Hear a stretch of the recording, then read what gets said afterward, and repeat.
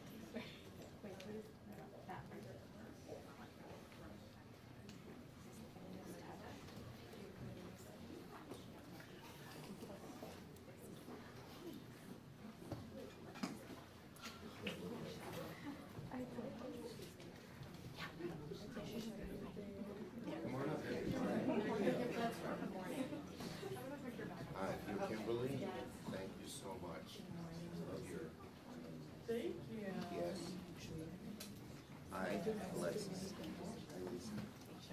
Good morning. Hi. Thank you so much for coming. Very appreciated. Okay, good morning, everybody, and I appreciate everyone being here. We have Senator Murray and Baldwin, Blunt-Rochester, and two people with heartbreaking stories of how the anti-abortion laws have just been terrible for them, and they represent hundreds of thousands, maybe millions, Alexis, of others who have been in also very difficult positions because of this awful, nasty law. So I thank Shanette Williams for coming and Ashley Ortiz for coming.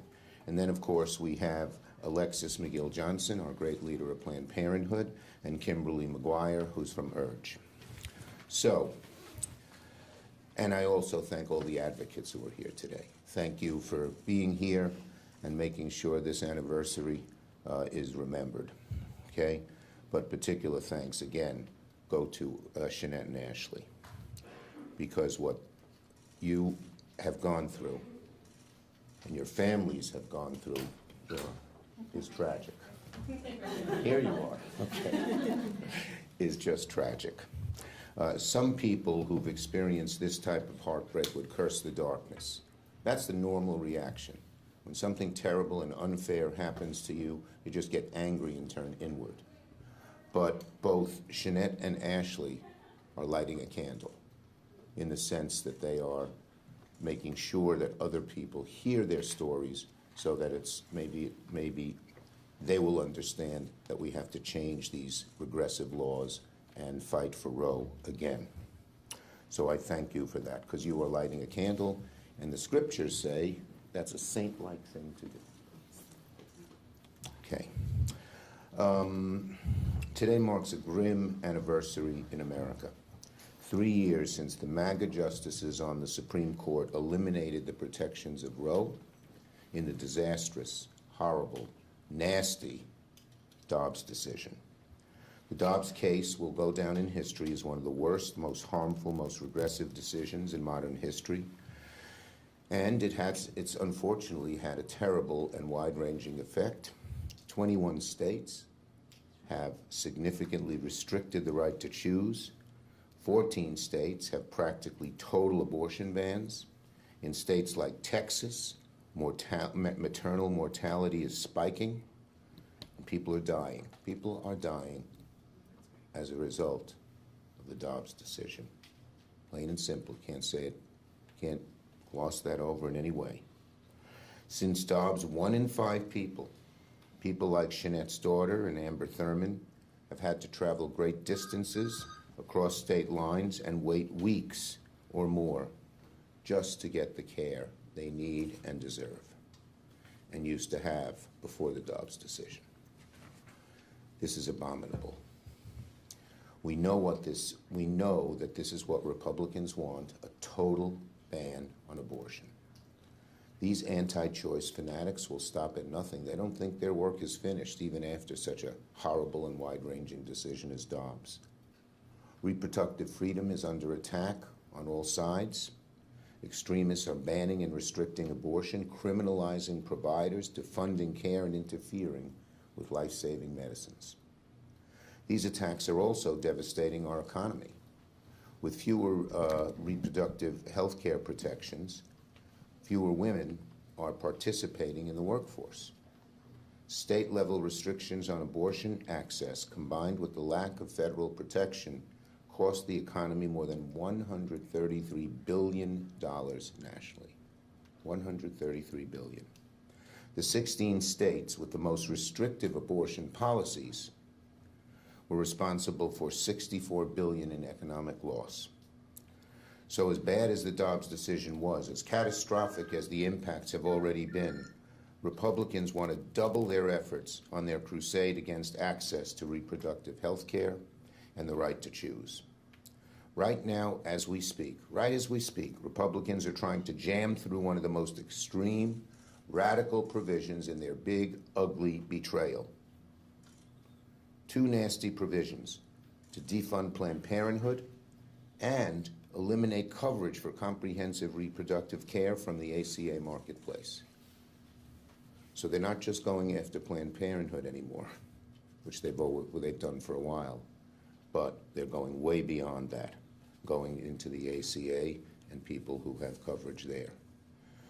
So let's call this what it is. It's a Republican backdoor abortion ban done in the reconciliation bill. Under the bill, under the Republicans' bill, if they have their way, nearly 200 Planned Parenthood health centers in 24 states would be at the risk of closing. More than 90% of these closures would be in states where abortion is currently legal. So it'll affect, you say, well, I'm in a state that has protected women's rights. You're not safe. In all, 1 in 4 abortion providers nationwide would be eliminated. So don't try to let the Republicans argue this is about states' rights. It's all about them taking power away from women to make choices about their bodies. Their callousness has no end. While stripping insurance from millions, they're also doggedly fighting to take American rights away, cutting reproductive health care access to millions. I am here to say that Democrats are going to fight like hell to strip these cruel provisions from the Republican bill, including the bird bath, which will be occurring today or tomorrow. And we're putting up a great fight there. We've just won a couple of other issues in the bird bath, like our national lands and the REINS Act. We're going to fight this one hard. And today also, with Senator Baldwin as our lead, we will introduce the Women's Health Protection Act to ensure that health care providers have the statutory right to provide patients abortion services free from bans, free from restrictions. Republicans to their core know how deeply unpopular their actions on abortion are. They know how deeply unpopular abortion bans are. So they're trying to achieve an abortion ban by another name, in another way. We're not going to let them get away with that. Republicans are now trying to pull a fast one on the American people by putting backdoor abortion ban in their big, ugly betrayal. It's an assault on any person or family that thinks the government has no business calling the shots on their health care. It's an assault on women and families that are facing some of the most devastating and life-saving options of their lives. It's an assault on their rights, and it's assault on your rights as well. So let me be clear. Just as we fought back against attacks on abortion before, we will fight these nasty provisions with every fiber in our being. We feel this so passionately, so strongly, that we will not stop until we achieve our goal of giving women the right to choose. Dobbs have set us back. Senate Democrats will continue to stand together and fight back against Republicans in every single way. Senator Murray.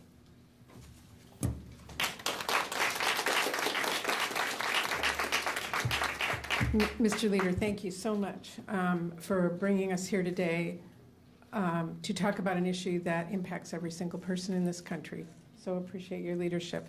To my colleagues and all their work and actions, thank you for being here, for what you're doing, for our great advocates every single day, but mostly to Amber and to Ashley for their willingness to share stories that are deeply personal, but are really important for all of us to hear. Thank you for your courage in being here today as well. 3 years in, it's clear that the heartbreak and damage being caused by Republicans' war on abortion is only growing, but so is the public opposition. The outcry is getting louder and louder as more and more people see the full horror of abortion bans in ways they cannot ignore and will never forget. Meanwhile, Republicans aren't just sticking their heads in the sand, they are sticking to the same dangerous agenda that is already denying women health care that they need, pushing maternal and reproductive health care providers out of red states in droves, driving a dangerous spike in pregnancy complications and maternal deaths, and forcing women to stay pregnant regardless of their health or their own wishes. Republicans are doubling down with even more anti-abortion extremism, Trump is undermining emergency abortion care and the basic safety protections for abortion clinic staff and patients. Far-right groups are pushing junk science and trying to rip medication abortion off the shelves nationwide, and they are finding support among top health officials in this Trump administration.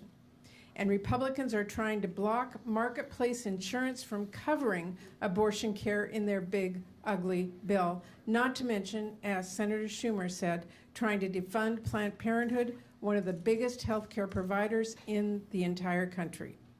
And let's not forget, Republicans are sneaking fetal personhood language into everything from state laws to Trump's executive orders. We're talking about an ideology so extreme that it would strip pregnant women of their rights and impose a complete and total ban on abortion, IVF, and even some forms of birth control. And they think they can just slip it onto the books without anyone noticing? Not a chance. We are not going to stop calling out these attacks. We're not going to stop pushing to restore and expand abortion access for patients nationwide. We are not going to stop lifting up the voices of women across the country. And we are going to keep a bright and burning spotlight on the harm Republicans are causing with their anti-abortion extremism, which is exactly what I will be doing this afternoon at the Spotlight Forum, joined by many of my colleagues, and I hope to see many of you there. We are in this battle. We are not stopping. Thank you.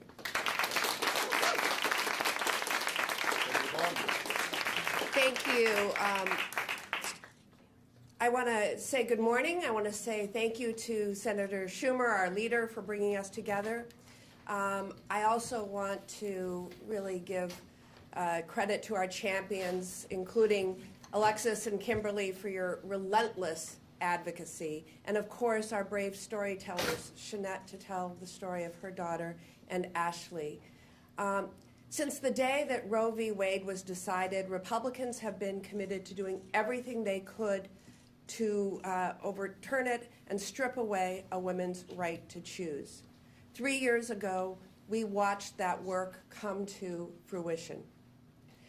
Many of us up here warned exactly what overturning Roe and 50 years of precedent would mean.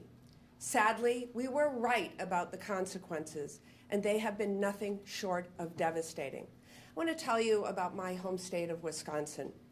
When the Dobbs decision came down, women in my state were sent back to live under a criminal abortion ban that was passed before the Civil War. It was passed in the year 1849, just 1 year after Wisconsin became a state. As a consequence of Dobbs, women who wanted to control their bodies had to drive hours out of state, arrange childcare, take time off work, pay for lodging just to access health care. Other pregnant women had enormously harmful outcomes. I remember meeting a woman whose water broke at 17 weeks. And she was sent home from the hospital and didn't receive the care she needed until she faced sepsis and a fever of 102 degrees. That should never be in America.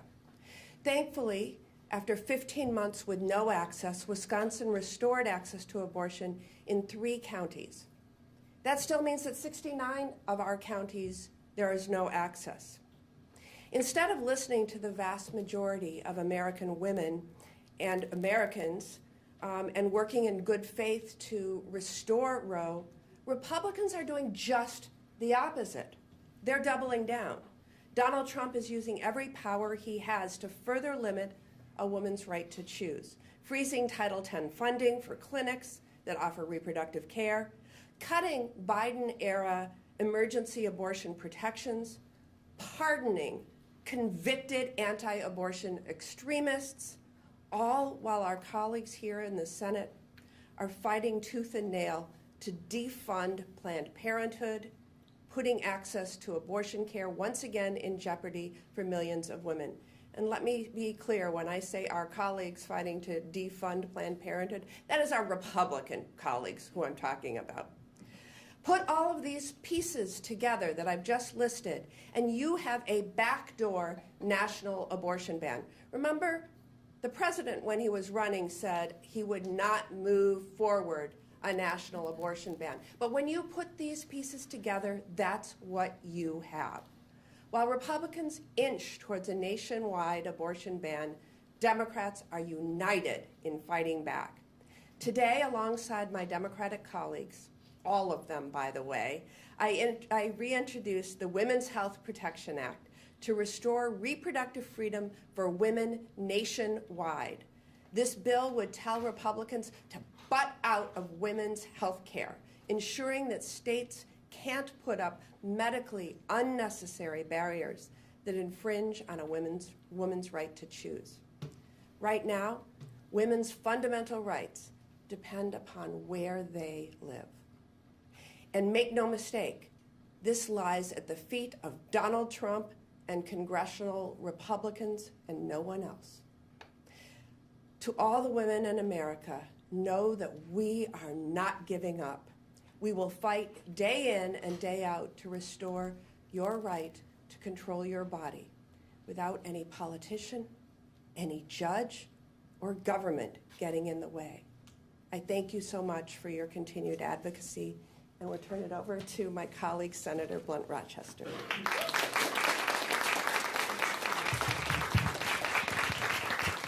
Thank you, Senator Baldwin, and please give her a round of applause for leading this charge. Thank you, Senator. Leader Schumer, my Democratic colleagues, to each of the champions that are in this room, and to our storytellers, it is an honor to be standing with you today.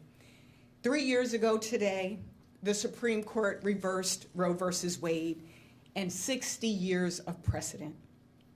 Women went to sleep on June 23rd, 2022, and woke up on June 24th with fewer rights than our mothers and our grandmothers.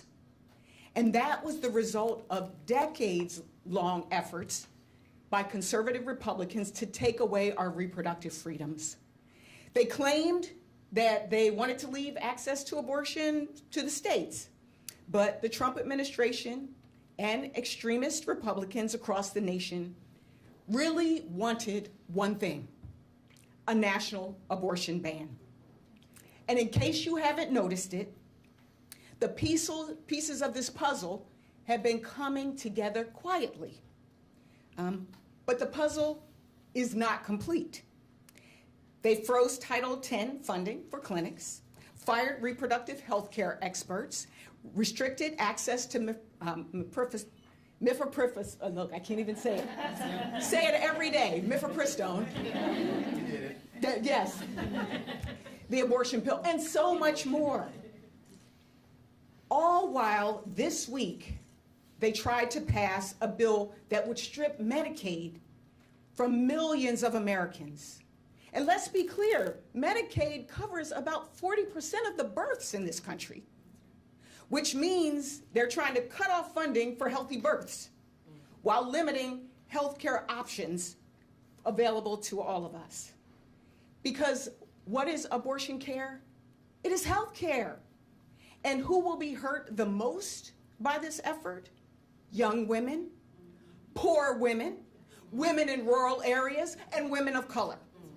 And I know this intimately because as Senator Baldwin talked about a constituent of hers, I experienced this personally having my daughter-in-law on Christmas morning a few years ago. Her water broke prematurely. We showed up at a hospital and they sent her home without the care that she needed. Because I knew about our maternal mortality crisis, I was like, we're not stopping here. And we took her to another place. She was able to get the care she needed. And a year later, my granddaughter was born because of IVF. So we know this personally. We know this intimately. For Black women and brown women, we also know that we are disproportionately impacted. We have higher maternal mortality rates. We have higher reproductive cancer rates. We have higher rates of preterm births. This is personal. This is personal. And Republicans cannot say that they are the party of freedom and then tell us what to do with our bodies. He can't be the fertilization president, Mr. Trump, but then you want to make it more dangerous for people to have babies. You can't claim you're the party of strong economic growth, but you're cutting Medicaid, food assistance, childcare, making it harder for women to participate in the workforce. All to give tax breaks to people who already have access to all of these things. So today, we want the American people to know that we have not forgotten where we started 3 years ago. And that to our conservative Republicans across the country who are watching, we see you. We see what you're doing. It may be quiet, but we see it. We see what you're doing. We see the puzzle of a national abortion ban that you are assembling, and we're going to do everything in our power, not just to fight now, but we're going to be ready to push the button when it's time to go and restore our freedoms and our rights. So, as Democrats and as advocates, we're about to put the pieces back in the box. And now the most important part of our little press conference here are two storytellers. First, I'm going to call on Shanette Williams. She's the mother of Amber Thurman, the first woman recorded in Georgia to have died because of a lack of proper abortion care. Shanette?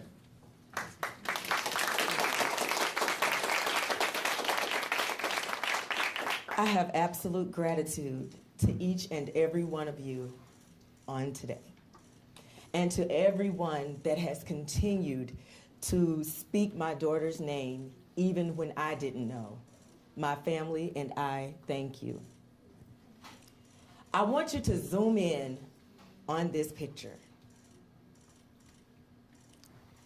This is the result of what happened with the overturning of Roe v. Wade.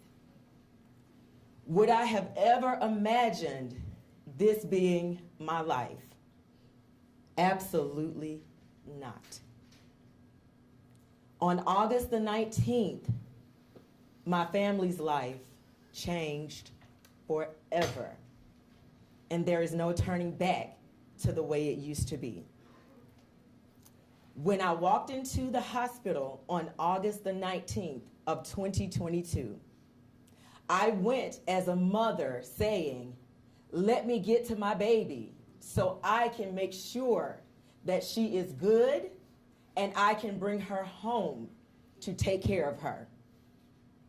Again, that was not the end result. It was later in 2024, on my daughter's what would have been 30th birthday, I found out from a resilient journalist that what we thought was just a death was indeed a murder. My baby did not just die at the hands of people that said, we take an oath to do no harm. But you, on August the 19th, withheld care from my baby, my family baby, for 20 long hours. And what was private to myself and my family, it became public. And today I don't stand as a mourning mother. I stand as an angry, frustrated, determined mother. What do I have to do to make America realize that if we continue to allow politics to intertwine with health care, this is the result? It did not take years to strategize for No Kings. It did not take months to strategize for hands off. We don't need to wait any longer. It's time to fight.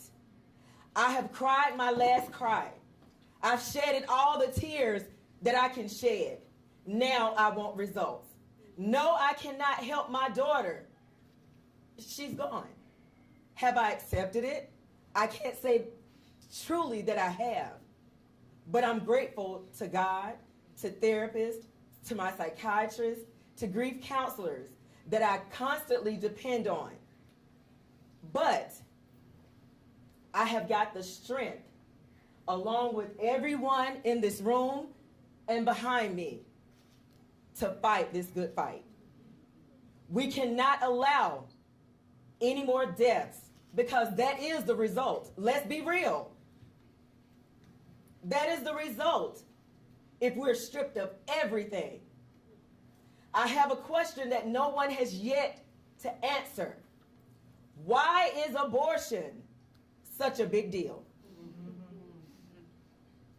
Why do you want to strip a woman of her rights? Everybody's doing the same thing I'm doing. We don't know.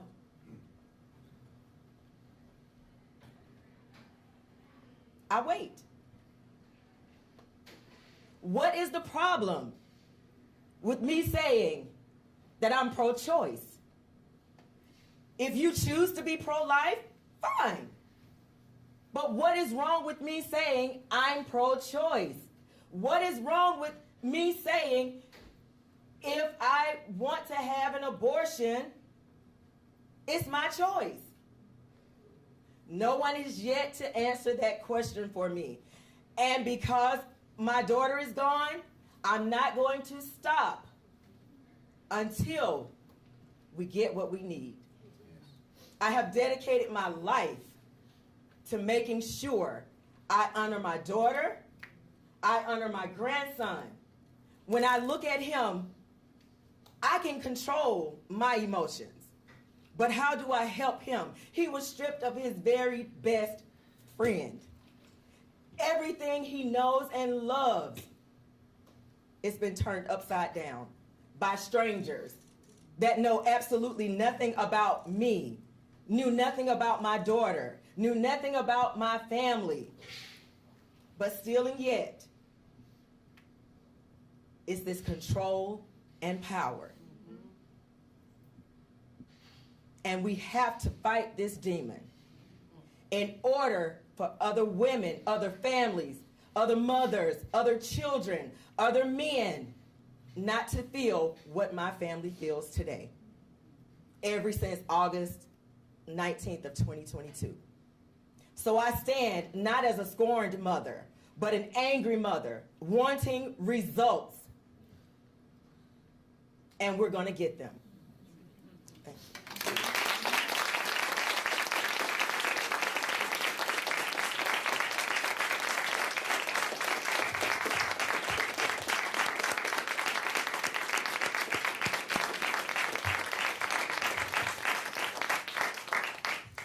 All of America should hear Shanette's story. Ashley Ortiz has another heart-wrenching story, and I'm, again, so proud of both Shanette and Ashley for coming forward and telling the world how bad these new restrictions are. Ashley.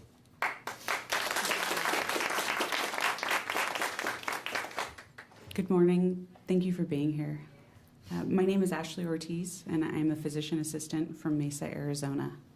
I'm also a mother. I left behind my 10-week-old son in Arizona to come here and speak with you today. This is very important to me, and I'm going to tell you my story as a survivor of the anti-abortion laws that went into effect after the Supreme Court's Dobbs decision. In December of 2023, I was thrilled to be 20 weeks pregnant. My husband and I were at our routine anatomy scan when the scan clearly showed that my cervix had opened and my baby's foot, or the fetus's foot, had protruded. At 20 weeks, the fetus was not yet viable, and I was in preterm labor. The treatment that would typically be used in this scenario should have been simple. and actually very low risk of complication. The doctors should have been able to administer medication to help me deliver the non-viable fetus. But because of Arizona's harsh and heartless abortion ban, they were unable to do so. The treatment was illegal. The medication could not be given to me, and I was told that I would have to wait until I became very sick to receive care. I was told that I needed to stay in the hospital and wait until my life was threatened or until the fetal heartbeat stopped. This could take days or weeks. At that point, my water had already broken and the risk of infection was extremely high. While my husband and I waited for the fetus to die or for me to become critically ill, we scheduled a procedure in Nevada for the following week. I lay there in the hospital, imagining the drive or the flight out of state in the midst of labor, terrified that I would deliver him en route. Doctors were finally allowed to administer the medicine I desperately needed when our baby's heart stopped on Christmas Eve of 2023. I delivered him with a combination of relief, sadness, fear, and anger. Because I had been forced to wait so long, the placenta had clotted to my uterine lining, and I was unable to safely deliver it. My blood pressure plummeted, and I was required to go into an emergency surgery at midnight. The surgery took 3 times longer than it typically would have had I received appropriate and timely care. It was traumatic.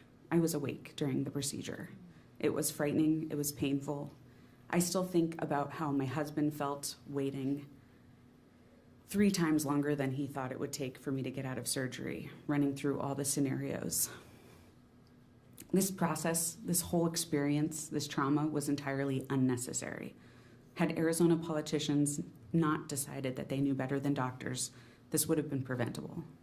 It was terrifying to know that my dying fetus had more rights than I did, and that I might get seriously ill, suffer future infertility, or even die because of this barbaric abortion law. I'm still recovering from this horrific experience. Part of my recovery has been sharing my story. I've been able to advocate for critical abortion rights protections in my state, and that's why I'm here today, to mark the 3rd anniversary of the deadly Dobbs decision, which ripped away our right to safe and legal abortion. Since the Dobbs decision, attacks on reproductive freedom have escalated, from efforts to restrict medication abortion to increased criminalization of pregnancy outcomes to a reduction in protections for life-saving emergency abortion care. Even as we stand here today, Republicans in Congress are working to defund Planned Parenthood and to take away Medicaid from millions of people across the country. Our freedom to make our own decisions about our families is under attack. This work is never done, and I'm grateful to Senator Schumer and members of Congress who are here today to commemorate the devastating loss of rights that resulted from the Dobbs decision. I do not want others to suffer. I do not want others to suffer because of these laws that are stripping women from their ability to make decisions about their reproductive health and the futures of their families. We deserve a future where healthcare decisions are made between patients and doctors, not politicians. A future where every woman has access to the care and respect that she deserves. Thank you again for the opportunity to be here and to share my story and advocate for protections for abortion rights.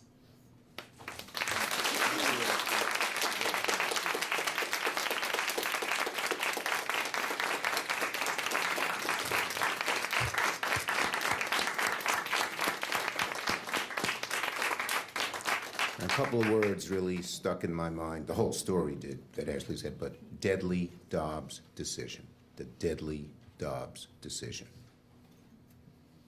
Okay, we have 2 great advocates here, Alexis McGill-Johnson from Planned Parenthood and Kimberly Inez McGuire from URGE. I'm going to call them up together, if you guys don't mind, and to speak.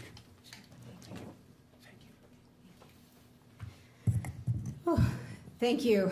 Thank you, Leader Schumer. Thank you to Senators Murray, Baldwin, and Blunt Rochester for all that you've done to fight this fight with us. Thank you in particular to the storytellers, to Shanette Williams and to Ashley Ortiz for sharing your stories. This cannot be our future state. This is our current reality, but be sure, flying women across the country, putting them in buses across the country to get basic access to health care cannot be our future state. Asking people to go and wait in parking lots for sepsis to set in cannot be our future state. It cannot be the future that we leave to our children, to my daughters, who are 13 and 16 right now. The last 3 years have been incredibly heavy and hard, as 20 states have eliminated all or some access to abortion, creating an abortion access crisis with a patchwork of places where we are free and some places where we aren't. I wake up in New York this morning, I go to see my mom in Georgia later today, and I'm not free in the same way. Pregnant people, some facing immediate danger to their health or lives, have been forced to flee their states and travel hundreds of miles for care that should be available in every community. And because we now live in a nation where basic essential care is off limits, we are learning the horrific consequences of the Dobbs decisions. What we said 3 years ago has proven to be true. The Dobbs decision was only the beginning. In the years since, threats to our freedoms abound in our courts, in Congress, and in the White House. And as we speak, congressional Republicans are using their big, bad betrayal of a bill to pass that backdoor abortion ban to make it harder, if not impossible, for everyone, everywhere, to get limited access to abortion. That bill includes a provision to defund Planned Parenthood, putting nearly 200 health centers at risk of closure. Now, more than 90% of those closures would be in states where abortion is protected and legal. These closures could eliminate 1 out of 4 abortion providers nationwide and threaten to shut down half of all abortion-providing Planned Parenthood health centers. That's the point, right? To cut off access to basic sexual and reproductive health care, like birth control, cancer screenings, STI testing treatment, and more. Is that the intent of these anti-abortion members of Congress? They know exactly what they are doing.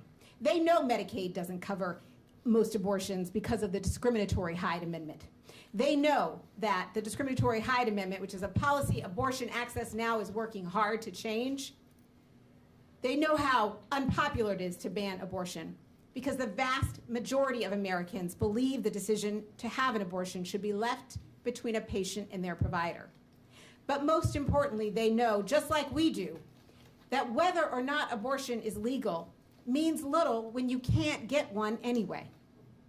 The harm of the reconciliation bill doesn't stop there. They also snuck in a provision to bar ACA marketplace plans that include abortion coverage from receiving federal subsidies. This means that people won't be able to use the health insurance they pay for to get the care they need. Amid this attack and the dozens that are sure to come, whether that is access to medication abortion or even emergency room doctors' ability to provide abortion care in an emergency, we haven't let up on the fight. Support for reproductive freedom is vast. We are calling on each and every person who believes in a future where we can control our own bodies, our lives, and our futures to make sure their voices are heard. Our voices, when they arise in unison, have power. Use them to protect our health care. Use them to fight for our reproductive freedom. I'm now going to turn it over to my sister warrior, Kimberly. Good night.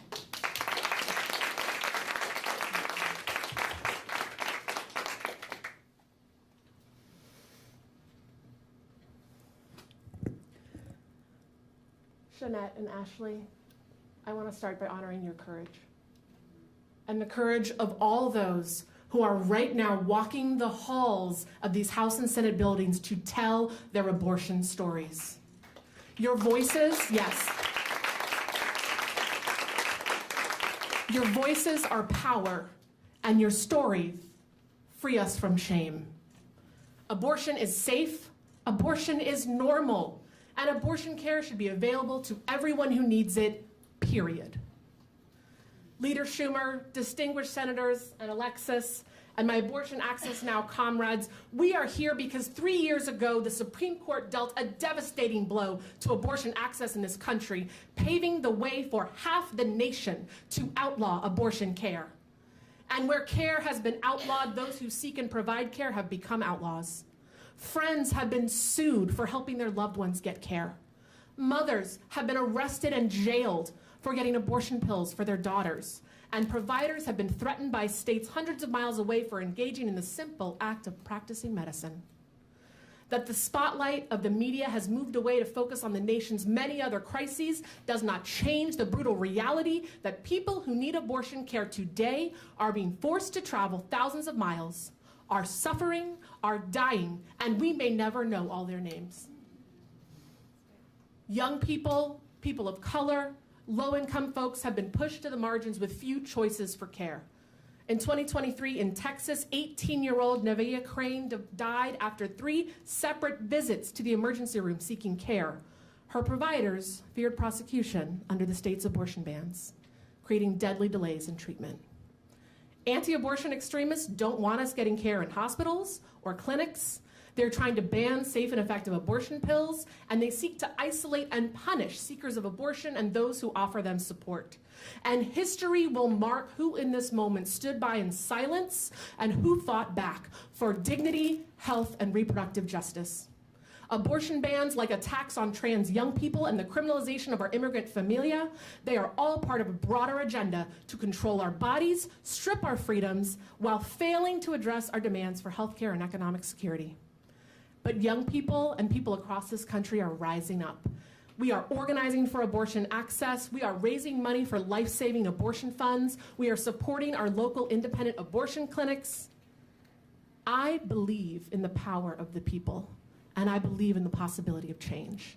And so I know the day will come when supporters of abortion access once again hold the power in Washington, D.C. That's right. And on that day, not only will we make abortion legal again in every part of this country, but we will do better than the status quo of Roe. Because remember that before Dobbs, Texas had already outlawed abortion care. Remember that before Dobbs, more than 1,000 state laws had been passed pushing abortion out of reach, and the Hyde Amendment had been denying care for decades.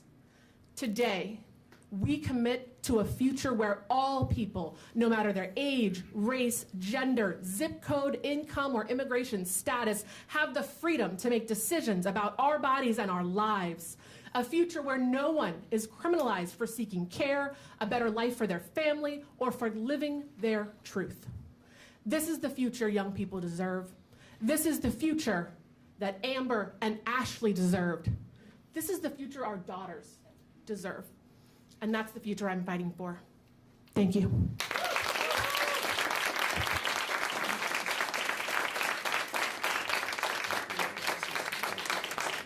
Thank you, Alexis. Thank you, Kimberly. Most of all, thank you to our storytellers. We'll take questions on this subject from the media, if they have any. Okay. These folks are walking the halls all day today and making the case that we need to protect a right to choose, that we need to protect reproductive freedom in every way. Thank you.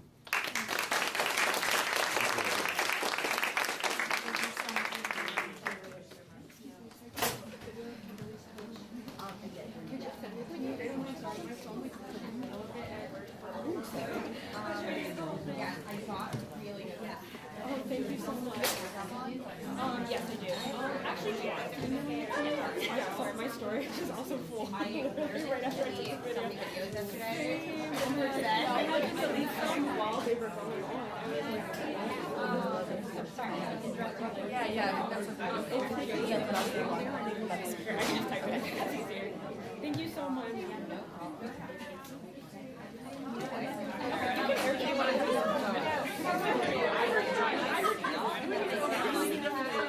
All right. You should be in the middle. Okay. Thank you.